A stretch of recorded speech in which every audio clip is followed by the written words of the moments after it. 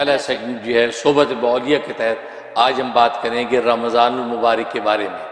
جیسے کہ ناظرین آپ جانتے ہیں کہ رمضان کی آمد ہے اور رمضان کا مہینہ ایک فضیلتوں کا والا مہینہ ہے، اور آپ جانتے ہیں کہ گویا کہ اسلام کی عباداتی سال کی ابتدا رمضان کے مہینے سے ہوتی ہے، کیونکہ اللہ تبارک و تعالیٰ نے دو طرح کی عبادات جو اہل اسلام پر لاگو کی ہیں، ایک بدنی عبادات اور دوسری مالی عبادات۔ کہ بعض عبادات بدنی ہیں، جیسے نماز ہے، یہ بدنی عبادت ہے، اسی طریقے سے روزہ ہے، یہ بدنی عبادت ہے، اسی طریقے سے زکوٰۃ یہ مالی عبادت ہے، اور حج جو ہے بدنی اور مالی دونوں کا مجموعہ ہے۔ تو گویا کہ یہ عبادت اللہ تبارک و تعالی نے ہم پر فرض کی ہیں، تو ان بدنی عبادات میں سے ایک روزے کی عبادت ہے، کیونکہ نماز کی عبادت ہم جو وہ تعظیماً پیش کرتے ہیں، اور زکوٰۃ کی عبادت یہ احساناً پیش کرتے ہیں، اور حج کی عبادت جو ہے یہ محبتاً پیش کرتے ہیں، اور روزے کی عبادت یہ خوفاً پیش کی جاتی ہے، یعنی اللہ تبارک و تعالیٰ کا خوف انسان پر غالب آ جاتا ہے، اور انسان جو ہے درجہ احسان پر پہنچ کر تنہائیوں میں بھی جو ہے اس پر گویا کہ پہرے لگ جاتے ہیں، اور وہ کھانے پینے سے پرہیز کرتا ہے اور اپنا نفسانی خواہشات سے دور رہتا ہے۔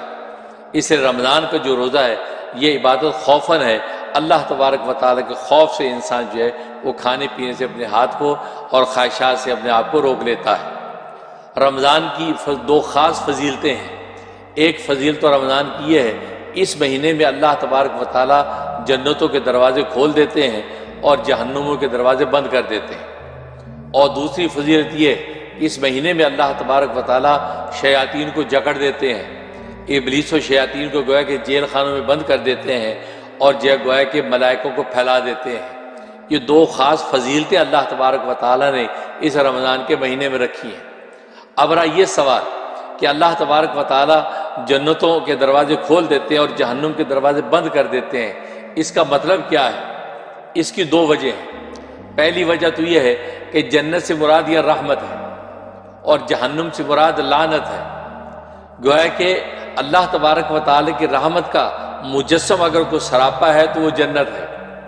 اللہ تبارک و تعالیٰ کی لعنت کا مجسم اگر کوئی سراپا ہے تو وہ جہنم ہے۔ تو کوئی یہ کہنا کہ جنتوں کے دروازے کھول دیے جاتے ہیں، اس کا مطلب ہے کہ اللہ تبارک و تعالیٰ کی رحمت کے دروازے کھل جاتے ہیں، اور اللہ تبارک و تعالیٰ کی رحمتوں کا نزول ہوتا ہے، اور اللہ تبارک و تعالیٰ کی جو جہنم جو بند کر دی جاتی ہے، اس کا مطلب اللہ تبارک و تعالیٰ کی جو لعنت جو انسانوں پر دھرتی پہ نازل ہوتی ہے وہ روک دی جاتی ہے۔ اور اس لیے روکی جاتی ہے کہ ظاہر ہے کہ دنیا کے اندر انسان جب اللہ تبارک و تعالیٰ کی اطاعت اور عبادت کی طرف لگتے ہیں، اور خاص طور پہ اللہ کے لیے بھوکے رہتے ہیں، اللہ کے لیے پیاسے رہتے ہیں، اللہ کے لیے خواہشات سے دور رہتے ہیں، اور یہ وہ فطری خواہشیں ہیں کہ جن سے دور رہنا جو ہے وہ آسان نہیں ہے، یہ مشکل راستے کو اختیار کر کے اپنے نفس کے جو ہے وہ گئے کہ وہ جال کاٹ کے نفس کی گردن پہ قدم رکھتے ہیں، تو ان کا دوسرا قدم اللہ تبارک و تعالیٰ جنت میں پہنچا دیتے ہیں۔ اس لیے ایسا ماحول پیدا ہو جاتا ہے کہ اللہ تبارک و تعالیٰ اے رمضان کے اندر اپنی رحمتوں کا نزول کرتے ہیں اور لعنتوں کو روک لیتے ہیں۔ اور دوسرا مطلب یہ ہے کہ اللہ تبارک و تعالیٰ جو ہے اس مہینے کے اندر چونکہ اہل اسلام کو یہ توفیق دیتے ہیں کہ یہ اجتماعی عبادات کا اہتمام کرتے ہیں، چنانچہ تراویح کے اندر یہ اجتماعی طور پر اللہ تبارک و تعالیٰ کا کلام سنتے ہیں، اور اسی طریقے سے روزے کے افطار کے وقت جو ہے اجتماعی طور پر بیٹھ کر روزے کا گویا کہ افطار کرتے ہیں۔ سحری کے وقت میں وقت متعین ہے، سحری کے وقت میں گویا کہ ہر گھر کے اندر لوگ اللہ تبارک و تعالیٰ کے بھوکے ہو رہنے کا جذبہ قائم کرتے ہیں۔ تو سحری جب کھاتے ہیں تو یہ جذبہ قائم کرتے ہیں کہ اس لیے کھا رہے ہیں تاکہ آنے والے جو اوقات کے اندر بھوکے رہیں گے اللہ کے لیے، اور افطاری جو کرتے ہیں اس میں یہ جذبہ ہوتا ہے کہ اب تک جو ہم بھوکے رہے ہیں اس کے گویا کہ ازالے کے طور پہ ہم جو اس وقت کھانا کھا رہے ہیں، اور وہ بھی اللہ تبارک و تعالیٰ کے امر سے۔ یہی وجہ ہے کہ آپ جانتے ہیں کہ افطار میں دیر کرنے کی اجازت نہیں ہے۔ افطار میں اگر آپ نے دیر کی تو اس میں گویا کہ کراہت پیدا ہو جاتی ہے، حالانکہ انسان جو سارا دن اللہ کے لیے بھوکا رہتا ہے، عین افطار کا جب وقت ہو گیا اس میں اگر انسان یہ سوچے کہ کوئی بات نہیں ہے 2-4 منٹ کے بعد روزہ کھول لیں گے، کوئی اتنی جلدی کیا ہے، سارے دن جو بھوکے رہیں، نہیں، اللہ تبارک و تعالیٰ کو یہ گوارا نہیں، کیونکہ آپ اپنی طبیعت سے 5 منٹ لیٹ کھا رہے ہیں، آپ شریعت کی وجہ سے نہیں کھا رہے ہیں، شریعت نے تو آپ کا وقت متعین کر دیا تھا، اسی وقت اب آپ کو افطار کرنا ہے، کیونکہ اللہ تبارک و تعالیٰ کا امر متوجہ ہے۔ اور یہ سارے دن کا بھوکا رہنا، پیاسا رہنا، یہ آپ کا اپنی ذات اور طبیعت کے لیے نہیں ہے، یہ اللہ تبارک و تعالیٰ کی رضا اور شریعت کے لیے تھا۔ لہذا کھانے کا جب افطار کا آئے تو فوراً یہ افطار میں جلدی کرے، اور یہ جلدی کرنا اللہ تبارک و تعالیٰ کو اس لیے پسند ہے کہ یہ میرے امر اور میری چاہت کے لیے جلدی کر رہا ہے، یہ اپنی طبیعت کی وجہ سے جلدی نہیں کر رہا۔ اگر طبیعت کی وجہ سے جلدی کرتا تو 16-15 گھنٹے بھوکا کیوں رہتا؟ 15-16 گھنٹے بھوکا رہا، اس کا مطلب طبیعت پر یہ غالب آ کر یہ اللہ تبارک و تعالیٰ کے رضا کے لیے عین وقت پہ روزے کو افطار کر رہا ہے۔ اس لیے فرمایا کہ افطار کے وقت میں اجتماعی طور پہ سب جو افطار کرتے ہیں اور اجتماعی عبادت میں اللہ تبارک و تعالیٰ کو پکارتے ہیں، تو ضرور زمین پر انسان جب اکٹھے ہو کے اللہ کو پکارتے ہیں تو اللہ کی رحمت جوش میں آ جاتی ہے۔ اللہ کی رحمت جب جوش میں آتی ہے تو یہی مطلب ہے جنتوں کے دروازے کھلنے کا، کہ اللہ کی رحمت کی بارش نازل ہونے لگتی ہے، اور اللہ کی رحمت کی جب بارش نازل ہوتی ہے تو اللہ کی رحمت کا جو مجسم مقام ہے، جو مجسم مقام ہے، منجمد مقام جو ہے اللہ تبارک و تعالیٰ کو، وہ کیا ہے؟ وہ جنت ہے۔ تو وہ کہ اللہ تبارک و تعالیٰ جنت کا فیصلہ کر دیتے ہیں تو انسان کو جنت ملتی ہے۔ اس لیے جو فرمایا کہ اس وجہ سے کہ یہ دو ایسی وجہ ہیں جس کی وجہ سے گویا کہ یہ جنت کے دروازے بند کیے جاتے ہیں اور جنت کے دروازے کھولے جاتے ہیں اور جہنم کے دروازے بند کیے جاتے ہیں۔ اور دوسری خصوصی رمضان کی فضیلت یہ ہے کہ شیاطین کو جکڑ دیا جاتا ہے، شیاطین جکڑ دیے جاتے ہیں، ملائکہ پھیلا دیے جاتے ہیں۔ یہ کیوں؟ اس کا مطلب یہ ہے کیونکہ انسان کی فطرت ہے جب اس پر بہیمیت غالب آتی ہے تو اسے گناہ ہوتے ہیں، کیونکہ انسان اصل میں یہ ملکوتیت اور بہیمیت کے مجموعے کا نام ہے۔ یعنی ملائکہ یہ ملکوتیت سے متصف ہیں اور یہ حیوانات یہ بہیمیت سے متصف ہیں۔ حیوانات بہیمیت کے تحت چلتے ہیں، اپنی طبیعت پہ عمل کرتے ہیں، اور ملائکہ یہ ملکوتیت پہ چلتے ہیں۔ یہ ایک ملائکہ نورانی ہے، یہ اللہ تبارک و تعالیٰ کی خاص جو ہے وہ ملکوتیت کی شان میں رہتے ہیں۔ لیکن انسان ان دونوں کے درمیان میں، اس میں فرشتوں جیسی ملکوتیت بھی ہے، اس میں حیوانوں جیسی بہیمیت بھی ہے۔ جب اس میں ملکوتیت غالب آتی ہے تو یہ اللہ تبارک و تعالیٰ کا تقوی اور نیکی اختیار کرتا ہے۔ جب اس پر بہیمیت غالب آتی ہے تو یہ گویا کہ نفسانی خواہشات میں مبتلا ہو کر معصیت اور گناہ میں مبتلا ہو جاتا ہے۔ اب اس رمضان کے مہینے میں شیاطین جکڑ دینے کا مطلب یہ ہے کہ انسان جب اللہ کے لیے بھوکے رہتے ہیں، اللہ کے لیے پیاسے رہتے ہیں، اللہ کے لیے خواہشات سے دور رہتے ہیں، تو نتیجہ یہ کہ شیطان جو بہیمیت کی وجہ سے ان کو گناہوں میں مبتلا کرتا تھا، وہ بہیمیت ان کی مغلوب ہو جاتی ہے، ان کی نفس خوشی ہو جاتی ہے۔ جب بہیمیت مغلوب ہوتی ہے ان سے گناہ صادر نہیں ہوتے، بلکہ عام طور پہ انسانوں سے نیکیاں صادر ہونے لگتی ہیں۔ گویا کہ رمضان کے مہینے میں گویا کہ غافل سے غافل انسان بھی اللہ تبارک و تعالیٰ کی یاد میں اور اللہ تبارک و تعالیٰ کی عبادت میں لگ جاتا ہے۔ کچھ نہ ہو تو کم سے کم وہ روزہ رکھ کے، نہ کھا کے، نہ پی کے، اور خواہشات سے دور رہ کے اپنے رب کو راضی کرتا ہے۔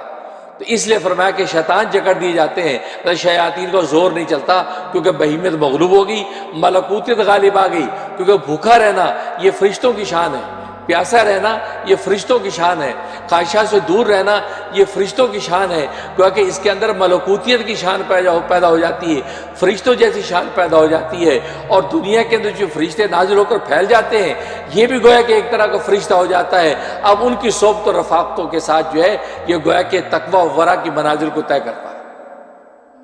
اس لیے فرمایا کہ اس کے اندر ملائکہ کی اس کو صحبت نصیب ہو جاتی ہے، اور شیاطین لعین جو ہے وہ جکڑ دی جاتے ہیں، جیل خانوں میں ڈال دیے جاتے ہیں، اور یہ ان سے بچ جاتا ہے۔ اس وجہ سے فرمایا کہ یہ اس کے اندر کیفیت پیدا ہوتی ہے۔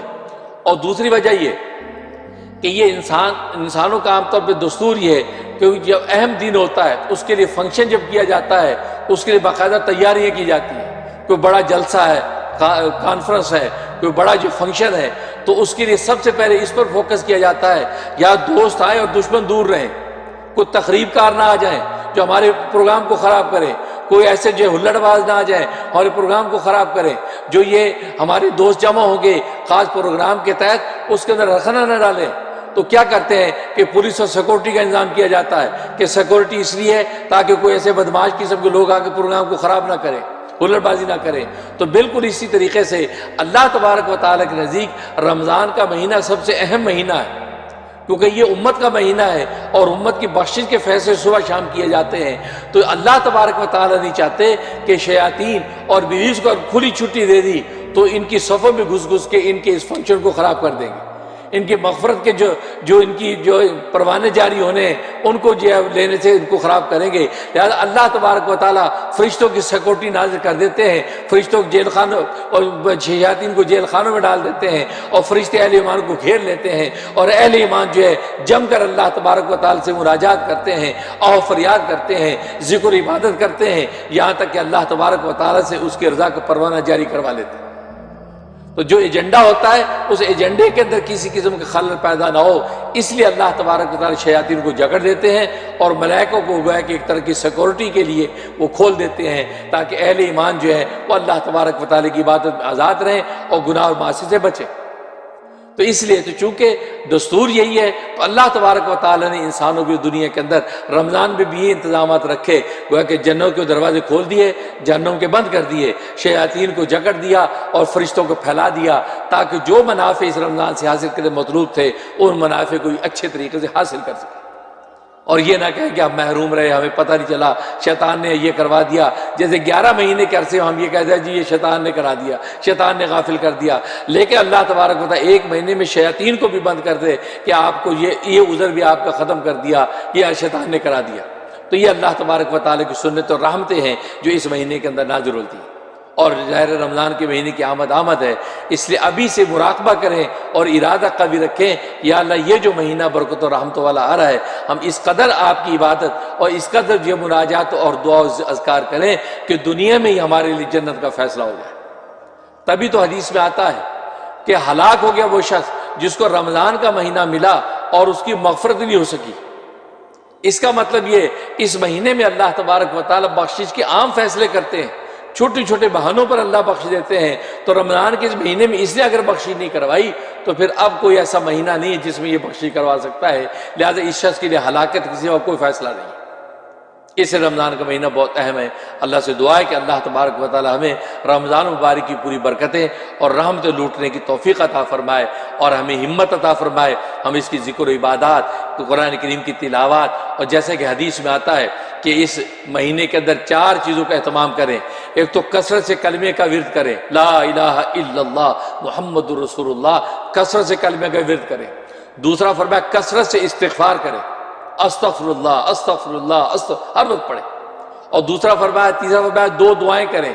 جنت کو مانگیں کہ اللہم انی اسألک الجنہ، اے اللہ میں جنت کا سوال کرتا ہوں، مجھے جنت عطا فرما۔ اور فرمایا کہ جہنم سے پناہ مانگے، اللہم انی اعوذ بک من النار، اے اللہ میں جہنم سے پناہ مانگتا ہوں۔ تو گویا کہ 2 دعائیں کریں، ایک جنت کو مانگنے کی دعا اور دوسرے جہنم سے پناہ کی دعا، اور 2 جو ذکر کریں، ایک لا الہ الا اللہ کا کثرت سے ذکر اور دوسرا استغفار کا کثرت ذکر۔